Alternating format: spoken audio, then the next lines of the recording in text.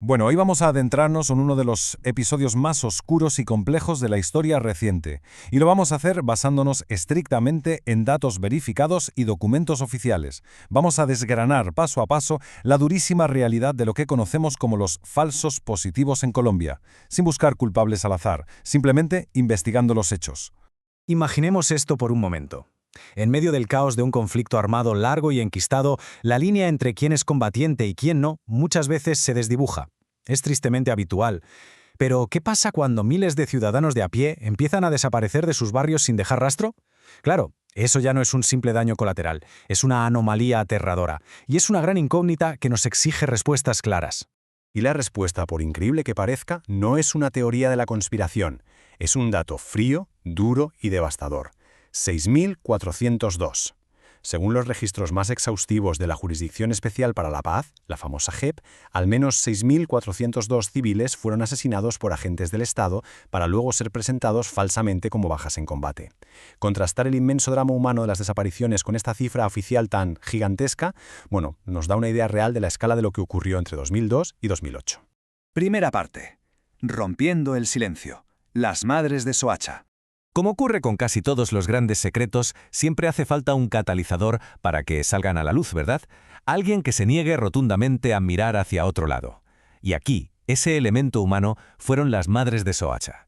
Con un coraje absoluto, fueron ellas quienes rompieron ese espeso muro de silencio institucional allá por 2008. Literalmente, obligaron a todo un país a dejar de ignorar el problema y a enfrentarse cara a cara con la cruda realidad de estas ejecuciones. Pasamos a la segunda parte. El mecanismo del engaño, o lo que es lo mismo, un patrón macrocriminal sistémico. Vale, pero llegados a este punto tenemos que preguntarnos, ¿cómo funcionaba todo esto desde dentro? Porque no estamos hablando de 4 errores tácticos o incidentes aislados, en absoluto. Era un proceso metódico, casi clínico. Fijaos en los pasos. Primero, militares y reclutadores civiles buscaban a personas en situación de extrema vulnerabilidad, jóvenes sin trabajo, campesinos, personas sin hogar. Segundo, los atraían como un cebo, prometiéndoles falsas ofertas de trabajo. Y tercero, una vez los llevaban a zonas remotas, los ejecutaban y los vestían con uniformes de la insurgencia, poniéndoles armas en las manos para fingir que habían caído en un combate legítimo, un montaje en toda regla. Y aquí hay un contraste que francamente pone los pelos de punta. Si comparamos las causas con los efectos, choca muchísimo. Por un lado, tenemos los incentivos, que eran puramente mundanos, cosas del día a día laboral, más días de vacaciones, bonificaciones económicas, una medallita, un ascenso.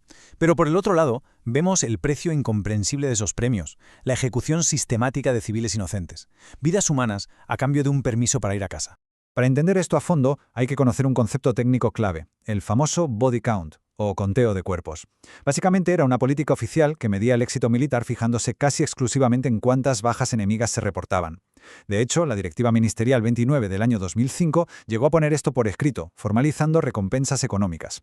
Al final, lo que pasó fue que una fría métrica burocrática acabó creando un sistema donde la vida humana era literalmente moneda de cambio para prosperar profesionalmente. Sección 3. La presión desde la cúpula y la política de seguridad democrática. A ver, pongámonos en contexto. Entre los años 2002 y 2010, bajo el gobierno del presidente Álvaro Uribe Vélez, se implementó la conocida Política de Seguridad Democrática. Y si revisamos los informes imparciales de la Comisión de la Verdad, vemos que señalan algo muy claro. Había una exigencia constante, un discurso oficial que pedía victorias militares rápidas y, sobre todo, tangibles. Esa altísima presión por mostrar resultados se convirtió lamentablemente en el caldo de cultivo perfecto para que estas ejecuciones se extendieran como la pólvora. Y ojo, que esto no es una interpretación que hagamos a toro pasado. Es que el propio general retirado Henry William Torres Escalante, declarando bajo juramento ante la JEP, lo dijo sin rodeos. Sus palabras exactas fueron: las exigencias de resultados eran insostenibles. Es una confesión oficial que demuestra cómo esa inmensa presión, que venía directamente desde los altos mandos y el Ministerio de Defensa, obligaba a priorizar el sumar muertos por encima de hacer capturas. Lo más trágico de todo esto es la inmensa cadena de omisiones que hubo, porque, seamos claros, las señales de alarma estaban ahí.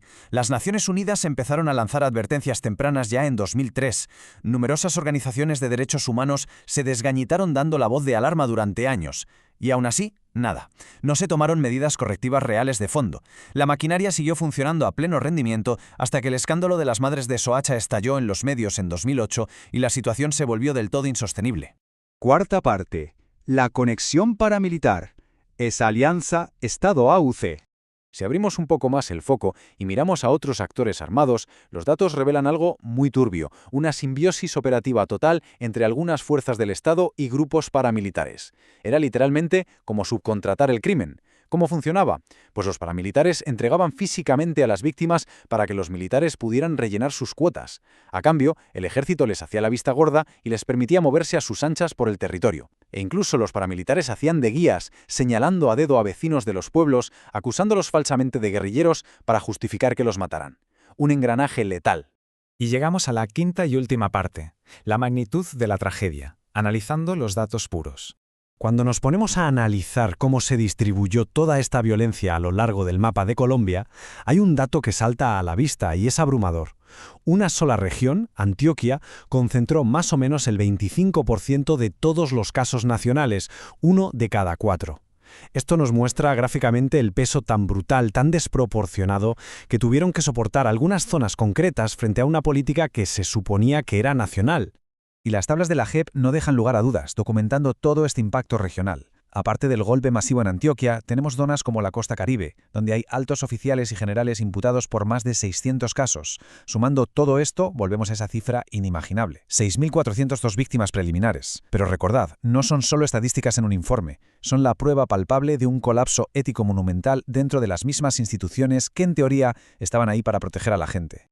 Entender la fría mecánica de estos engaños, los datos oficiales y los absurdos incentivos detrás de todo esto es absolutamente crucial para arrojar luz sobre la verdad histórica. Pero claro, después de todo este recorrido, nos queda rondando en la cabeza una duda enormemente compleja, una de esas que no te dejan indiferente. ¿Cómo consigues sanar una nación entera cuando los que debían ser sus protectores se convierten en sus peores verdugos?